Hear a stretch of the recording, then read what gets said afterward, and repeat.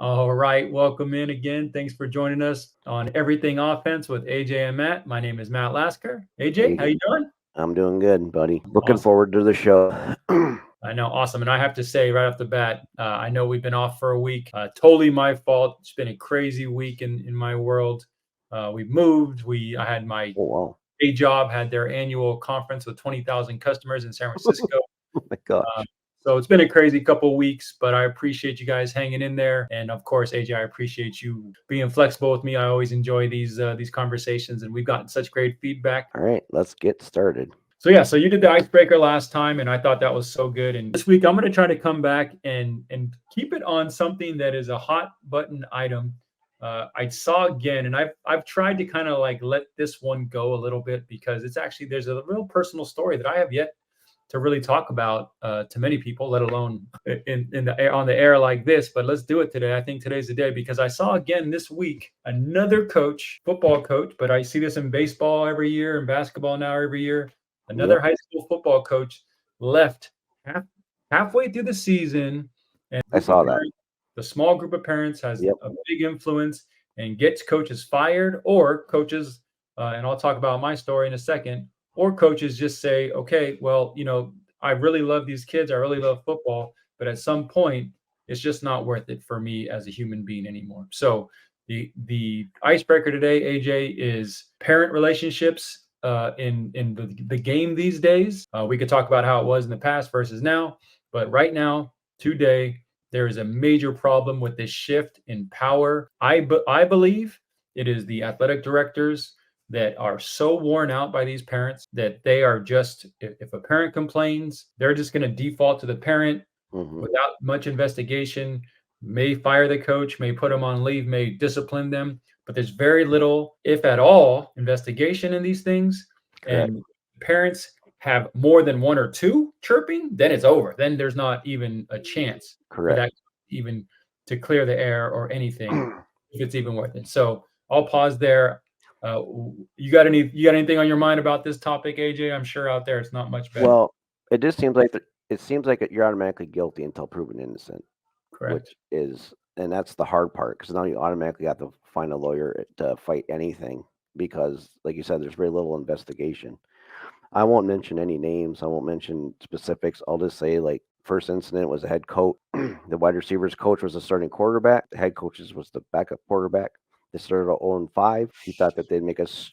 They thought that he was going to make a shift, a position change at quarterback. And so instead of just manning up and being like, "Hey, my son's not as good," and we started out bad, and so he decided to make lies about the head coach, and he got instantly suspended. And it's just crazy. So he basically left because of that. And then just recently, a head coach, a parent, was not nice to him after a football game, and another parent saw it and decided to take matters in their own hand and protect the head coach and sent it to the school board. And instead of having the head coach's back, he took a personal attack against him, the principal did, and decided that he was going to let the coach go for something that he didn't even do. He wasn't even didn't even participate in the fight, never swung anything, just walked away. And then I had another coach in another state that I know personally that kind of the same thing. It was a school board thing and just took the team to the playoffs and had been having a lot of success. And just, he said basically it was like another coach saying something and they, instead of investigating, they just let him go. So it just seems like there's not a lot of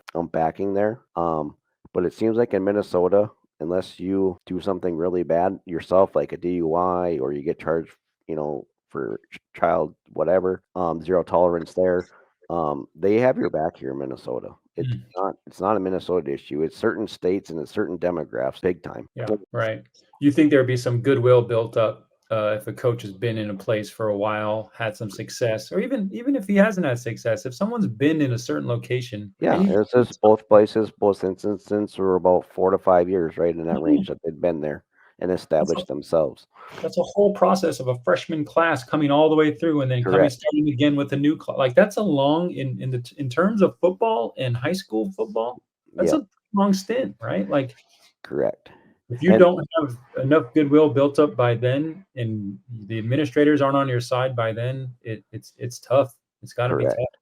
So the only personal story that I have that to go with this, and then that's I'll let you tell your personal story. But The coaches that I played for and won a state championship with and won 2 section championships with, we had a couple down years when I started coaching with them. And I think we went like 3-5, which is like the first losing season in over 20 years for these coaches. And the parents were yelling, "Fire the coach!" And I'm like, "You're going to fire a group of coaches that have won 4 state championships and 12 section championships at that time, that have all been together for 12, 15 plus years? You might want to go back home and tell your kids to hit the weight room." Because like when I got there, as a coach, I would have been the third biggest kid on the team as a coach. That's how small we were. And by the time I left, when they got a new AD, I would have been the third smallest. So, Wow. the weight room makes a big difference in teams buying in. And when you got kids faking injuries on the field, that's really the coach's problem. And when we make 60 scouting reports and there's still 20 of them come Monday morning, and you said, "We'll do this." I said, "Yeah, because the kids that, you've been doing it, it's proven to work. It's not your fault that the kids don't buy in, and you're still giving them every opportunity to be successful." So that's my personal story. Yeah, I mean, I haven't talked about my personal story too much, except with my inner circle, to be quite honest, because it's such a strange thing to get caught up in. I mean, I wasn't canceled. I wouldn't say that. So let me just tell the story. And so the next week we are scrimmaging against the JV team. At the end during team, Yep. we would do team, and they would have Yep. their twos against our ones, and vice versa.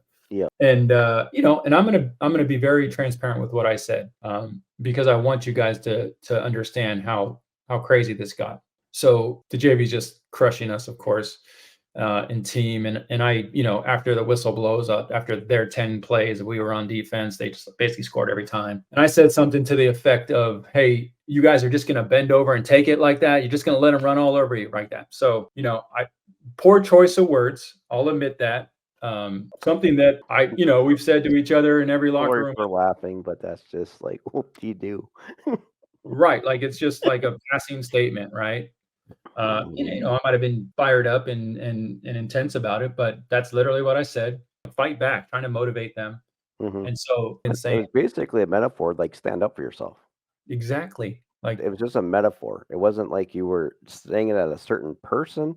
You said it to the whole group. and that was at 6 o'clock, right at the end of practice. I go to youth practice. My phone starts blowing up an hour later from the AD. By 8 o'clock, by the time I got home and called him back, that was over. Like, I had no chance to recover. I had no chance. So he's like, these parents are saying, you're using homophobic slurs. They started saying all the worst canceling shit that you possibly can say about not just a coach, about a person, right? And nothing could be further from the truth. Man, I grew up in San Francisco in the 80s, okay? I'm so accustomed to every race, creed, religion, anybody just being themselves. We're all for it. Never cared. None of my family has ever cared about those things.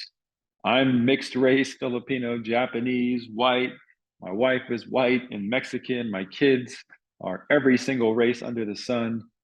I mean, it's just ridiculous. But it's a scary thing to have to be called that, and for others to be potentially telling other people that you are this type of person, which is so ridiculous, all because of some blown out of proportion reaction that could easily just be quickly investigated and done away with. But because these athletic directors are so burnt out, these things escalate, and it's just not worth it.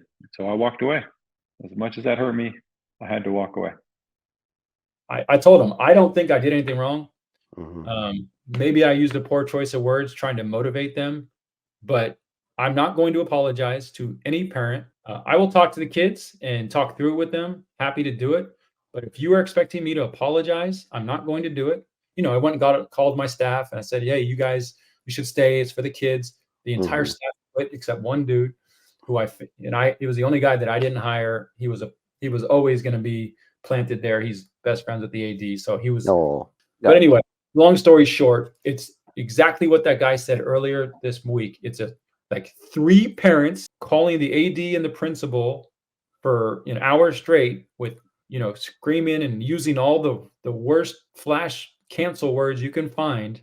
Hmm. Three parents, bro, and then all like over 150 letters came in from our crosstown rivals, because that's the kids that I coach in youth.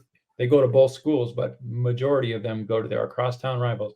They sent over 150 letters saying Coach Lasker's never done anything with us. This was kids from seniors in high school, freshmen in high school, even kids that were still at the youth program, all sent letters. If a couple of parents are going after a coach, just like your friend said, it's for me, like, I love coaching. I do. It's not everything about me. I have a day job. I work in tech. I Yeah. don't make money from coaching. So, like, if you get into starting to use those cancel culture words with me, do you know how liberal these technology companies are? Like I'm good. Like, well, I'm Yeah. the one there from 1 in the afternoon till 9 at Correct. night, like, trying to help your kids. Like, Yep. what the hell? I'm coaching again. It hasn't hurt me in any way. Correct. So But whatever. But I But know there's a lot of, just in our short little, I mean, I've only been around coaching now since 2006, just in my short little, I mean, I've had my, other coaches that I've known go through this. Where was this stuff before that? I don't think it was, not big of a deal. And it's not the coaches and it's not the teachers and it's not the kids, it's the parents. always the parents, bro. It's It's the always they parents. know exactly what to say to get you out. And I tell the parents this in our first meeting, use me as the bad guy in your house. And if you back me up, I will teach them accountability. But I can't hold them accountable anymore because they don't want their little Jimmy to ever feel any discomfort, right? If they Correct. feel Well, discomfort, the parents used to default to the coach's side and just mhm. let it be and let the coach deal with it. And now it's like, oh, I got to step in, I got to say something. I need to make sure Jimmy doesn't feel sad or uncomfortable, or it's happening in college. Even Deion Sanders is dealing with it right now. He's getting parent complaints Yeah, me about. and you were talking about that a little bit. I want to leave on and on a funny note on this is, we were talking about parents and how they're mostly the issue. One of my teams had a player get injured during the game, and he was sitting on the bench, and his dad literally brought him down food to eat on the sideline during a game. Brought him down chicken leg. Oh my god, that is one of my biggest pet peeves when I see parents do that. Like, sneak back and hand them food. Like, bitch, we're trying to win a game here. Are you seriously gonna give your kid a meal? Like, that's not a snack. Oh Even my god. snacks are okay. Bringing him a meal during a football game because he's injured. You can't make this stuff up. No, bro. Yeah, just laugh. And you just laugh about it now. You just gotta laugh it off because you can't Yeah. just.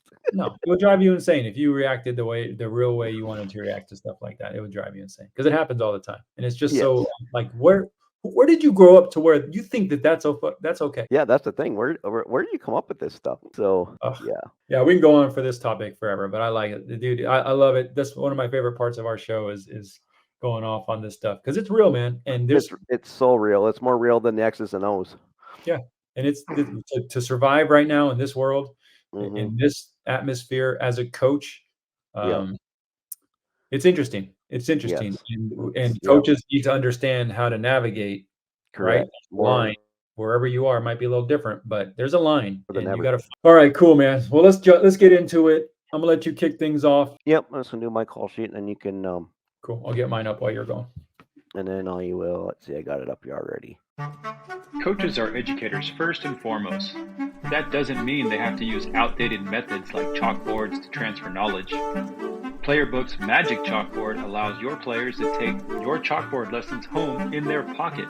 Through 3D gameplay and the ability for coaches to record videos to pair with their virtual reps, your players' playbook understanding is supercharged, and your players will love you for it. Go to playerbook.com now or download the app in the App Store. So basically, what I did for a call sheet, and probably my favorite example is, again, guys, I can't say it enough because I'll promote it until every coach owns it, is Kenny Simpson's organizational guide, because it's specifically for offense. It specifically shows you everything. He has a very nice call sheet in there. And he lays it out step by step how he creates his. What I did basically on your call sheet, guys, for us with Unique, when we get into the actual calling or the way our plays are designed, we need to have a separate call sheet for our offense, but a difference between an even front and an odd front because the plays are different. And basically the run plays change. And so what I did is put a little reminder, copied and paste the formations over here, what our best runs are against that, what a good run is. Here's our goal line plays. Here's 2-point plays to call. I put our screen passes in there and our tags, and it's copied my play action passes, put the passing tree in there. I know guys will, if you've got a specific player, I made mine generic because I'm not coaching right now, but if there's a certain player that you want to get the ball to, like a certain screen or a certain play, you can put that on there.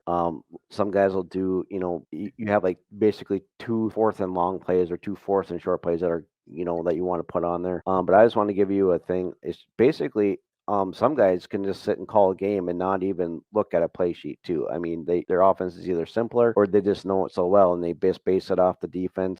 We don't do analytics at all with high school with what we're at, so we don't. We're not setting up based on that. So this is just a quick call sheet I made for you guys to look at, and I could send to you if you wanted it. But basically, when guys look for templates, I'm like, what are you looking for a template? I'm like, you don't run the same offense as me, so my call sheet's going to look way different than Matt's. I guarantee it when I get to his. So with that's basically what I had. I just threw a call sheet together. And guys, if you wanted to print it or realize if it's in the screen, you just go to file and you go to like print preview, and it would show you exactly if it's going to fit on your screen or not. So Love it. All right, so as AJ was saying, mine looks a lot different. And just a side note, number one, I'm one of those people that AJ is talking about. I do make a call sheet every week, and it changes from week to week. And I do script my first 10 plays and usually try to use them the first half and second half. I'm going to say this. I I probably get through about 3 plays on that script, and then I'm just calling it on the fly. I have a hard time staying on my script. I kind of like to feel it. And honestly, I like to look at the defense before I call a play. And, this is the great thing about going no huddle is they literally jog the line of scrimmage. They get to the line of scrimmage, they set up and then look at me. And then I can look at the defense and then hand signal in the place. Okay. So on that note, the way we do it, we do hand signals for our core, and what we have is 12 core plays. Okay. And we make sure that those base plays, we know those to death. We rep them every single day, as many times as we can. So it's just like Y corner. It's like baseball signals, right? Yeah. And we do the H for the heart, shallow when we want to go shallow. So hand signals, then we use wristbands for things that have like motion, longer things that we can't just hand signal. So like Y corner, H move, wheel, right? Like I can't.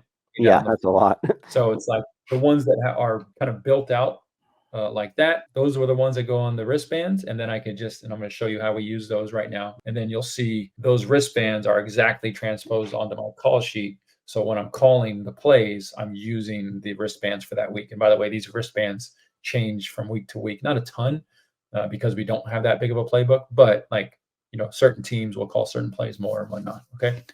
So Correct. just like they lead into that. And I just want to say, like, we huddle. We're a huddle team, so that makes a big difference too. So for sure. That's a huge, huge deal. And let me start by saying that and let me get on camera for this. I got this from Joe Salas. Okay, this is not me. I would not have thought of something this clever, but I love it because we run the same plays so much, the same core plays so much. It is nice to be able to kind of blow this up for you. Okay, no, so we could see it really good. Okay, so these are our wristbands have the thing where you have a one layer on top and then you Velcro up, and then there's a whole nother transparent area where you could put 2 different arm bands. Okay, so the biggest thing I want to do is if you could see the color, each one of these rows has a color. Yep. Each one of the top color has one name. And I'm guessing that they're all different. They're all different formations, right? Each color is a formation. Okay, so that's a great call out. So and I haven't done so sorry. So our formations as they're running, so they run a play, get 5 yards, whatever, they get up, and as they're running to the next line of scrimmage, I'm yelling out the formation. Open, okay. late. So they're getting into the formation already. Gotcha. just in general, because I want to get them kind of set up, at least in the formation. And I, just so you guys know, I live at a 3-by-1. So 3 receivers to the wide side of the field. That's kind of where I default, especially since we barely ever play in the middle of the field. So as they're running to the line of scrimmage, I'm yelling open, open, which is our 2-by-2 set. And then if you noticed these 2 different words. So this, I can call for this play 1, open H move 25 counter.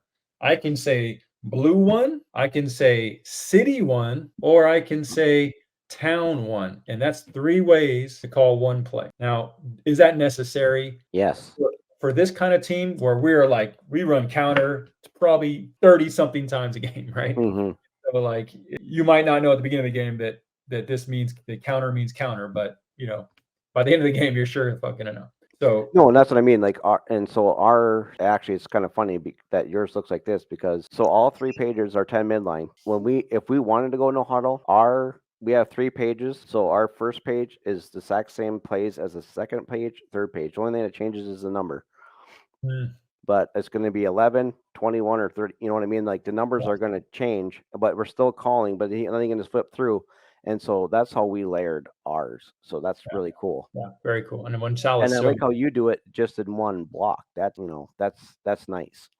Yeah, and again, You like can our get core so plays much are more stuff on there. Exactly. And so, like I said, I do have a call sheet. This is what it looks like. I will say that it is great. Even if I don't use it, I still enjoy putting it together every week, because it really gets my brain locked into like, okay, if this script, what plays work against the defenses they play, and it really locks me in mentally to that opponent. So I'm not saying don't do it. Even if you're like me and you don't use it during the game, I would still go through the process of creating it, because it is a great thing. So I tried. This is very functional. This is not from Salas. This is not from any NFL. And dude, I know there's some beautiful call sheets out there. So if you got one that works for you, do it. I need one that is functional, that I can like use. I've tried to use these great ones that I've downloaded from the internet and NFL, and like, it doesn't make sense with my brain, right? It's not set up for my brain to be able to like, okay, it makes sense for my run plays to be here. It makes sense for my quick game it makes sense for my red zone stuff to be here, right? So like, it just never has worked with the way my brain works. So this is literally just a functional sheet where, for me, myself, I can get to what I need easy and quick. So I'm going to blow it up a little bit. So I literally just batch all my run plays, quick game plays, screens, drop back. Again, we don't have a huge playbook. And then I put like here in this column is like, for this game, we have to run these concepts. We have to for this game. Okay. Then there's my script. Again, it's about 10 plays. I try to make it so, again, here's my 2 wristbands, right? 2 wristband sheets here. So it matches. So I can literally be seeing the exact same thing that they're seeing. Exactly. So my script, here's the red zone, 10-yard, 5-yard, blah, blah, blah, all that easy stuff. Here's against pressure. Here's what I have to remember, because you get in a game and they start blitzing, send in the house, and you're just like, oh crap, no one can handle this. So here's my, where if I get into that mode where it's just like, oh crap, they're sending the house and no one has an answer, I can refer to that. Here's one thing that I've got from, I can't remember who, but as a coach, and you tell me how this happens for you, Coach AJ. You get into a game and you have, blessed to have 6 coaches, maybe more if you're lucky. And the game's going, and you're worried about your job. And, as a head coach or a coordinator, you're like, oh man, I need some information. I can't see it all. I'm focused on one thing, but I need to know how the corners are doing, or I need to know the line. Where's this pressure coming from? Is it coming up the middle? Is which middle linebacker is blitzing? So I started to getting frustrated, because I'd ask coaches, hey, you're the D line coach. What's the O line doing, right? And they're not watching. And they're not watching. They're watching whatever they're watching. I'm not sure what they're watching, but they're not watching what I need them to watch. So I had to, and maybe I got it from Salas, now that I'm saying this out loud, but assigning coaches specific things. And for me, it's like, I need answers to certain questions. I need to know what kind of safety alignment is, right? I need to know how they're covering the slots. Are they leaving one slot open so I can just throw quick screens all day, right? Like, So I give coaches very specific duties so I can go over to them and get my questions answered. I know exactly who to go to Yeah. answer questions through the game. So if anything on this play sheet rings home with you guys, I would say that for me, that is like you will be such a better play caller if you can get all the information you need in real time, especially at youth and middle school. We don't have, the instant ping back huddle thing where you can go on the sideline and see the video back and see exactly, what it is that's going on. Youth, we don't get headsets for the most part either, at least not in California. It's against the rules. So this type of thing to get information in the real game in real time, it's a big deal. So anyway, I don't know. I know I went through that pretty quick, but just a quick overview on this just very functional mat only play sheet. I'm happy to share it. It's on everywhere that we post our stuff. But anyway, Yeah. so No, that's what I'm saying. Like, guys, you have to customize it to your own offense, really. And we your can own give self. you got to do it when it makes sense to you and how you want it. Some guys, well, are gonna want to they'll do like I formation, and they're gonna list all their I plays, and then they're gonna go to two tight, and then list all their two tight plays that they like. And like I said, you might be like, oh, I got a three technique, and you might have a whole different separate if and then sheet I have for triple option that I got from Coach Paul Johnson. I got to see a copy of his. So now you're calling plays based on who's making the tackle, who's running the alley, all that stuff. He's got a whole entire if and then sheet. So whoever's making a tackle, he's got the play right next to it that he could probably sit in there the highlighter. Okay, he's made a tackle. Bam, we're gonna run this play next. So it's you got to make it what works with your offense. And like you said, the big thing is if you organize it every week and you go over and look at it, then when it comes Friday or whatever night you play and coach, you'll have all your stuff in your mind because you've gone through it mentally.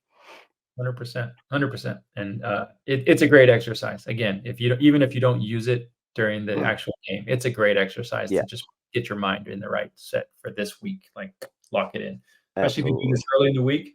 And this is just one more point on this. I would put this together and try to put it together on Monday or whatever day that you're doing your weekly prep. It'll Correct. change throughout the week, right? Like that's fine if it does, Yep. but you need to go to practice already knowing, and I know this is probably obvious, but you need to go to practice already knowing they run cover 1 and cover 3, right? They run Correct. cover 2 and cover 0.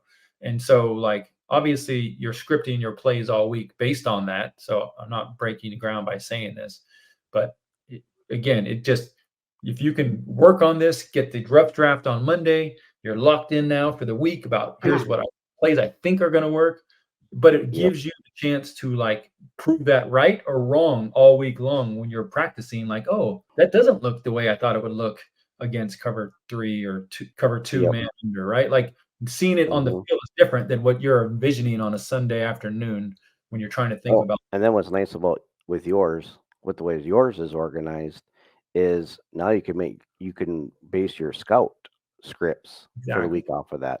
Which mine doesn't do that. I just made a very general one, but yours definitely you could. And that's what players would always ask me on Friday. Are you ready, coach? I'm like, I've been ready since Sunday night. Like it's up to you guys now because I've done my work Monday through Thursday. It's up to you guys if you guys are ready or not because I've prepared mentally for everything that I possibly can. So 100%, bro. No, I love it. And I, I think that's the biggest message we've been saying the last few episodes of this is like, coaches, we're here to give you as much information as possible. But in the end, after you've done your homework and heard us and heard a few other people talk about this stuff, then you make it for yourself. You make it work for you. In the end, that's what it's going to take. there it is. You got a different view to even play? Absolutely. Oh, shoot, you got the wide view. This is the only view for O-line coaches. It's the only view it should be the only view for any like it's impossible to do real film from the side. All right, guys. So Beautiful. Love it. okay. So guys, this is grading systems, guys. We've seen a lot of questions about it. I will grade the offensive line because that's my specialty. That's what I help all the coaches that come to me. I'll ask for this view, and I'll help you Any coach that has this view and wants help with their offensive line or how to grade, I will help you. But I will tell you what, if I go across you can see my mouse here, right? You can see my mouse on the Yes, yes, sir. 79. So 79, let's say this guy, I think he is the best lineman on here. I give him an A this week. I give him a B. I give him a B. I give him a C. And I give him a B minus. What the heck does that tell the kid? Tells him absolutely nothing. Or if this kid got 6 pluses and 4 minuses because, we had 10 run plays this week, that doesn't tell that kid anything. So what I do is I'll either notate during the game or during this film and send it to my head coach so he can see what's wrong, or I literally have a piece of paper next to me and I'll name it. I'll have the name, so I'll have the number, so it'll be play 2, and then I'll write in his offensive formation for him, so they know exactly what we're looking at, and I'll just make copies, and I'll go left tackle, left guard, center, right guard, right tackle, and I'll make notes because if I do see the quarterback missing a read, I'm gonna let them know that hey, my lineman did their job, but your quarterback missed a read or whatever it may be. So I'm just gonna start here, and if this guy gets beat, I don't know what play this I can see right now. Yeah, so we're running Adidas to the left, so we're running inside rear to the left. First play of the game. So now I can already see that he stepped with the wrong foot, and we should be doubling back here. Our splits on the backs that are absolutely terrible. They should be way bigger, so just make a note here. So I can just make a note. Back, side, splits, too narrow. And I can go again now. We're going to the left. These guys are going to the right, so the whole entire play is wrong. These guys are supposed to be all blocking back here, so I can just literally make an arrow like that and show them where they're supposed to go. And they stepped with the wrong foot, so I can literally just say, go right over here, and this is all I'm going to do is just this one play and show you. Wrong direction. Stepped with wrong foot. That's it. You go to the next play, and I literally just go through the whole entire game just like that, guys. That's the only way your players are going to get better, is if you can nail a specific thing and let them know exactly what they did wrong. Because to me, telling them a letter doesn't tell them anything, nothing for the game, unless you have your own notes to take the practice to work on it with. But I like all of the players to know on Monday, as soon as we're done with school, that's the first thing we're going to do is go through this film. So that's what I wanted to talk about that. I don't know, did you want to add anything on that with the grading system or anything like that? Yeah. So just a film piece. I love film. I've been razzed by other coaches. I do film with 8-year-old kids. I mean, I do. I don't care. And honestly, like them seeing it for themselves, just what you just showed, them to be able to see, did I step with my left or my right? Like those, and it's funny because you were totally remind me of when I was in college at University of Nevada. We had Coach K was our O-line coach, and I was a running back. So it was like I was married to the lineman. Yes. We do film together, which was awesome. Yep. And man, it literally was like, and I don't do it like this with the little kids, but I do it with this with the older kids. Like we're literally stopping, like that play starts, his left foot steps, and it's like zip, zip, rewind. Do you see your left foot? Zip, zip. Do you see it? Okay. Okay, we got that down. Now, okay, let's go to the right foot. And it's like tedious. Every single step, both feet, both arms, hand placement, body placement for each position. Like let's start at left tackle. And it's about 5 to 7 minutes, just zip, zip, zip, zip, back and forth, breaking it down, move on to the next one. And so, yes, I'll just say for the youth audience watching, what I do, and I have a film on. I have this made one of my first videos I ever made years ago was about how to get youth practice film sessions done in under an hour. And you're not going to do that with what we're describing right now.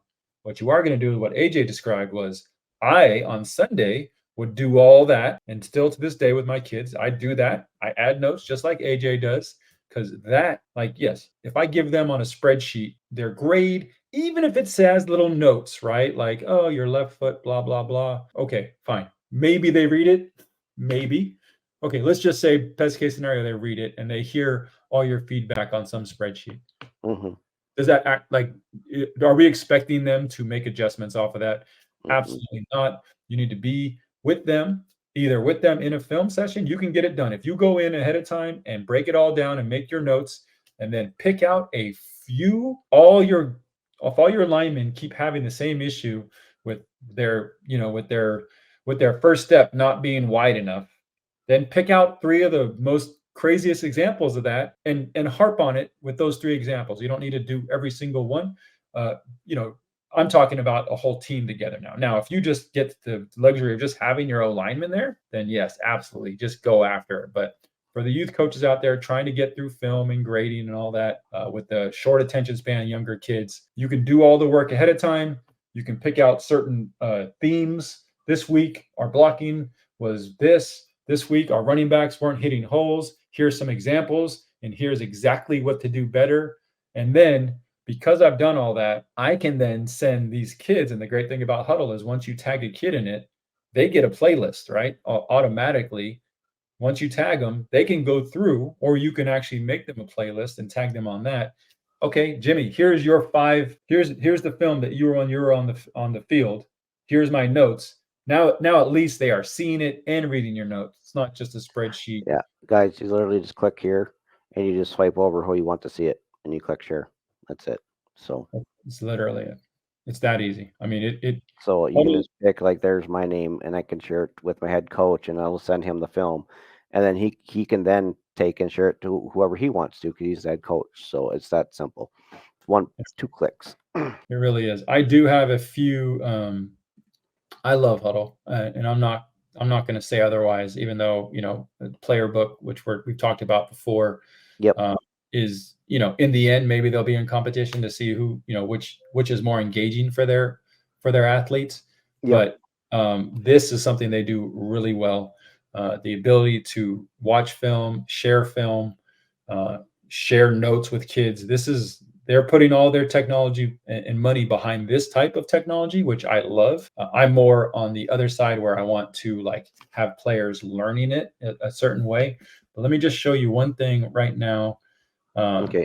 So the new way that I am starting to measure my quarterbacks, at least. So here's the analytics in the back end of Playerbook.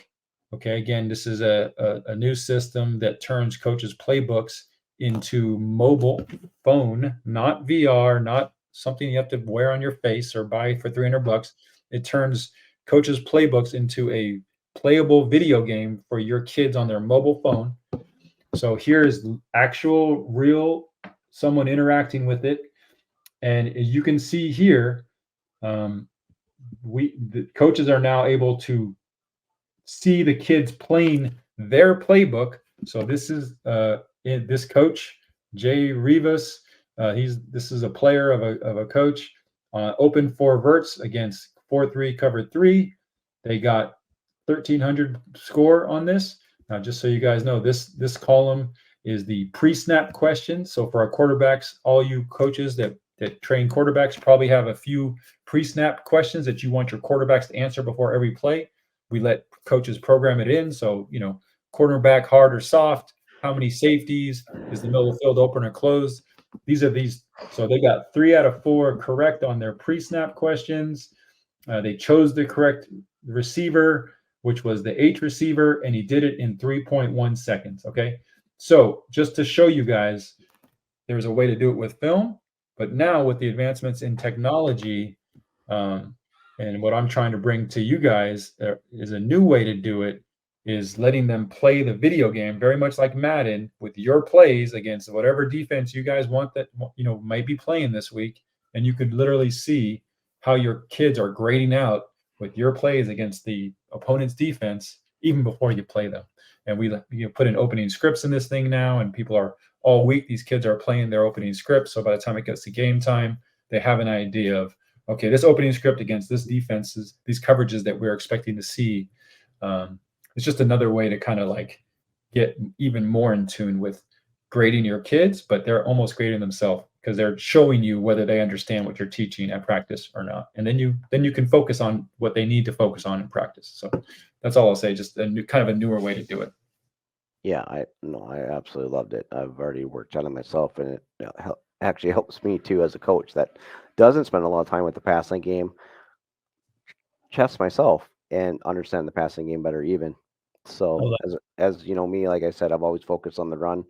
Every school I've helped or every team, even Norway, I help them with the run game. I could care less if they throw the ball 500 yards or 100 yards. I just care as long as they run the ball to right. perfection. That's my goal. So Love it. No, it's awesome. And so I haven't even talked to you about this, AJ. So we got lucky. Coach Kenny Simpson has agreed to have his playbook uploaded into Playrbook. So that's going to okay, be coming out for all you guys out there that are Kenny Simpson fan and more importantly, Gun T fans. I want yep, to get AJ gun spread option in there as well.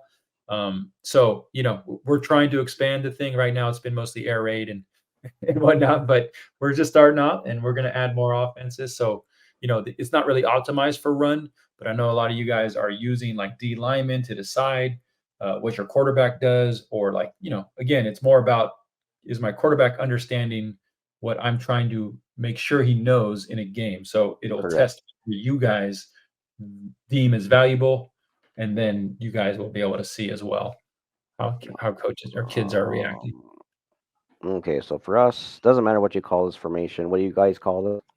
We call it open 2x2. Yeah, and our open is 3-by-1, which is so funny. This is what we call shoot. Like I said, it doesn't matter. Yeah. So you can see I have this one and I have this two. Mhm. So we don't care. I don't care if there's one safety, if there's two safeties, where any of these guys are. Our quarterback gets up the line, he's got to identify where this guy is and where this guy is. Mm. So if we call midline, which is nice because the blocking the backside on midline is the same. The blocking on inside veer is the same backside. The blocking on almost every single play on the backside it's the same blocking. So that's what makes it Nice. nice. Nice. Um, and our running back's path is right up here, just like that. Quarterback's going to step forward and hinge. That's all the same. So now here, looking here, if this guy was in the A gap and we're trying to run in the A gap, then we're going to just audible outside veer. So we'll just grab this guy Oh, here. nice. Cool. We just grab this guy here, and then we're just going to delete that. And now, again, we want to run where the defender's not. So now we're just going there and see that blocking angles are better. We That's a can't that's fast hitting play. I love that play. we can't run. So now we're running outside veer as our bread and butter anyway. So if you're getting a 2Y and a 3, however else you're getting it. So basically, we empower our quarterbacks that know where this first defender is, and if he's in the gap, we just automatically take outside veer, and Mm. and he can audible it anyway. I'm not going to go over our audibles, but you just say whatever you want to say to audible to outside veer, and really against this defense, if you want, you since we're if we came up like we called midline and I showed you midline and we can't run it, we don't need a pitch guy for outside veer, which is great because we can just block. We can just block there. And if the safety makes a tackle 8 yards downfield, fine. Our goal is 4 yards anyway. Yeah, we win. Um, or else you could, if you wanted to get specific, you can tell, your guy to do the motion, but it's not necessary. No, that thing hits so fast, and if you're given on that, that's a quick hit and play. But it's nice to have the pitch option too. Love it. So I can just leave it like that. So now let's say if we wanted to run midline was called, and these guys are usually in a, they're usually head up, and then that guy's using a 5 or a 9, whatever you want to call it. He's outside shade. So then our thing for midline is we're reading 1, kicking out 2, which is a really easy block. So he'll kick out that guy, and then it's the same running path. He's just right up the center's butt, and we're gone. I mean that's it. Um, you could motion this guy if they're in zone. If they're man, it's no good to motion this guy just to lead him up there because he's just going to follow and mess up the play anyway. Oh yeah, So makes that's what sense. we're always looking for when we motion. What this guy does backside. Does he blitz off the backside? Does he run with? Does he try to stay ahead? Does he just sit here and cover grass? All right. Like that's we'll decide then. And then If he is just going to sit there and cover grass, well, then we can go 2 back sets. It doesn't matter. But we don't want to bring him in the box. That's not, the goal is not to bring him in the box. So this is midline. I did do a thing on my own Zoom on midline and showed clips of how fast it hits and how easy it is. And for us, I don't say I could draw these guys. So for us, if the corner back and this guy's looking inside, we don't zone, then these guys are to block. It's really simple. If they're looking at you, if they're looking in the eye, then it's to run by. And instead of running to the outside like old school, I've learned the air raid and the R4 to run inside instead of having to make a perfect throw to the outside. Mm. There's way more room to throw it here than there is over here. So Right. we've made that adjustment. And then the other play is inside veer, and coaches laugh at me about this inside veer play. They just don't understand. I will do a video for you guys, but if they're like that, we can also run our inside veer play. So we're going to load this linebacker. We call it load. The loser's got to go up to the free safety. So it's a race. These guys got to dip inside. It's nice because it's the exact same run path for the running back. And now we do have the motion. Motion is required on this. Yeah, keep that D end on us, maybe. Yep. And then again, these guys will do their thing. So now here's your dive read and here's your pitch read. And it hits really quick, and that's inside veer, and everybody laughs at that how he can leave 2 defenders alone, but it works out great. It's an absolutely phenomenal play. So, but with that being said, the only other play we have is lead option, which blocks exactly like I showed you with outside veer. The only thing difference is this guy is going to run his pitch route. Quarterback's going to attack his outside shoulder. Everything else is the same. And so we don't need to worry about anything else except this guy and that guy. Nobody else matters to us as far as the linemen go and the quarterback. So No. we'll have successful plays if he knows where this guy is. This play is so deadly, and it works absolutely. I've seen it at the highest levels of football. You see it a ton in college. Yeah. Let me This ask would be the flex bone mid triple play, but I call it inside veer because I base our blocking scheme. I base our play calls off of blocking scheme. So we're basing everything off of 1 and 2 and 3. So yeah, and I swear Cam Newton made a career out of this at Auburn. Like he just yeah, this crushed would also be pretty close to Oregon's too when Mariota was there. Very it. close to Oregon's. How have you tested how young? Because I want this play so bad, and I just don't know. Like, how young does it take? How young can they truly read a D tackle? Like, I feel like So these kids. Todd Jolly does it from gun with his 8th grade team. He does, He and the 8th grade quarterback reads it like himself. I'd have to ask him about that. Yeah, I need to talk to him about that too. But I do know, like, for me being a split back guy from 7th grade on to 12th grade. In 7th grade, they told him the coach pre-called it.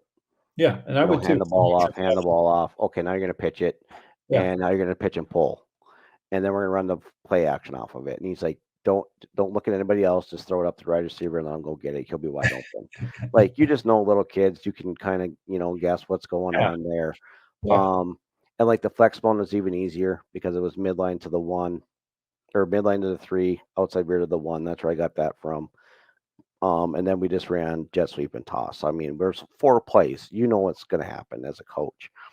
But that's under center, so that happens even faster. Mm-hmm. And we're still making those reads at 7th and 8th grade because you got to work on them. You eventually got to work on them. If you're gonna run this offense, you got to work on reads. So, but this is everyday drill. This is our indie time. This is our inside run haul, and this is our team all. So they're getting it 3 times a day, every day. These plays, that's awesome. and the reading. So yes, it's time consuming. And so is you're teaching receivers routes to get into the open grass. We're teaching guys how to read 2 defenders.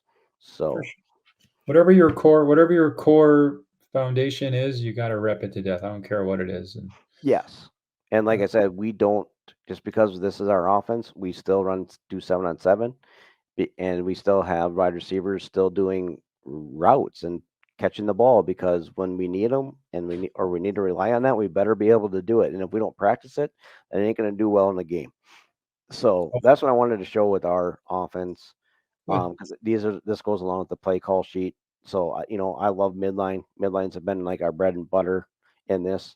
And what's great about going from gun compared to under center, this is what it was, and it's dumb to do it this way.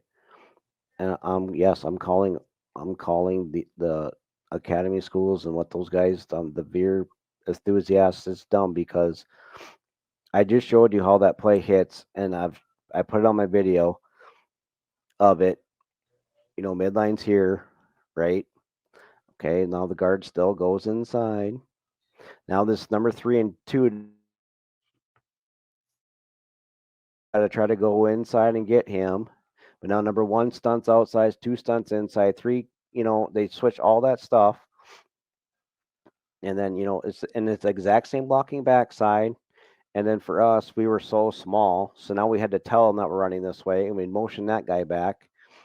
He would have to go lead up for the quarterback because we were so small. And then now your quarterback, it's so quick. It's open. You have to be read and gone. It happens so fast. Yeah. So now you got all that jumbled up mess. Instead, all you do is you're eliminating these guys, but just moving these guys outside, running the exact same play. Spread it out. If you got 8 guys in the box, you are not lined up right. There's no reason you should have 8 defenders in the box and spread. If you allow that, you should be passing the ball to somebody. Somebody's got to be open.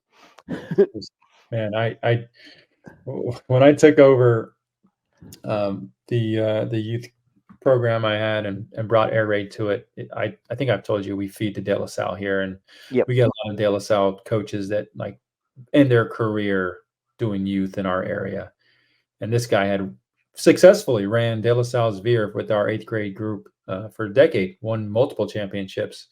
But it was so funny because we were trying to meld it together, and I wasn't trying to just bogart and like kick everybody out. Like, these are valuable people. I have a ton of respect for De La Salle coaches and what they've done and the offense. So like, I figured there'd be a way to work it out. But like, it's just so funny because like in my mind, just exactly what you said, right? Teams would load the box on us. Their first reaction to us was, okay, we're going to bring the house, right? And me, I'm like, fuck yeah, that means everyone's open. But he's like, his response is like, we got to bring in more tight ends. We got to bring in more linemen. And it's so funny, like how we default to what we know, and like there's no thinking outside of that for some people. I'm just like, bro, like, do you understand that we can just like, I'm snapping it and turning a double play and just getting the ball out to my fastest guy who's now one-on-one outside. Instead of running through all 12 of these people, we're one-on-one out here with our fast guy. Yeah. And like with me and you, we're formation guys. And so, like, to me, I've been a D coordinator for 8th grade.